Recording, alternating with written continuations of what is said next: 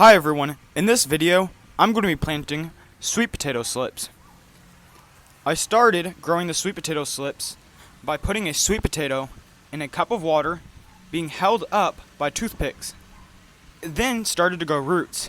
It took about 20 days until I started seeing leaves just like this. And then it grew these long vines on top of the sweet potato, so then I cut them off and I put them in a glass of water. Right here I have a raised bed that I'm growing russet potatoes in. I also put some onions in there because they're good companion plants. I'm going to plant them on the right side of the raised bed. Now that I have planted these sweet potato slips, I'm going to plant this sweet potato and another one I have right here. Now, the reason being is because I don't have too much space to keep growing more slips. So I'm going to have to plant these two sweet potatoes so they don't go to waste. Now if you had a bigger space, if say you had this full bed, I would definitely recommend growing more slips out of these sweet potatoes. But if you're limited to space, just grow some slips and just go ahead and plant the potatoes. Here's the sweet potato. I took it out of the cup and pulled off the toothpicks, and now I'm going to place it in this hole right here and backfill it. It has now been backfilled, and it is time to plant my next sweet potato.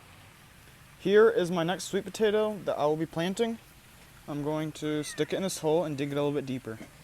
Right here I have planted the sweet potato, and I'm going to backfill it and also place some more of this dirt on top.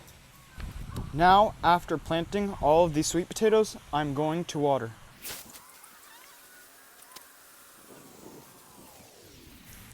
Some quick tips for planting sweet potatoes is that they do not like a lot of fertilizer. They'll do better if the soil is very well draining and there's actually not that much nutrients. So don't be giving them your best compost, best cow manure, or fertilizer. They'll do just fine in sandy, well draining soil. And another thing, if you don't have anywhere to plant and garden, do not worry, because there are definitely ways around this.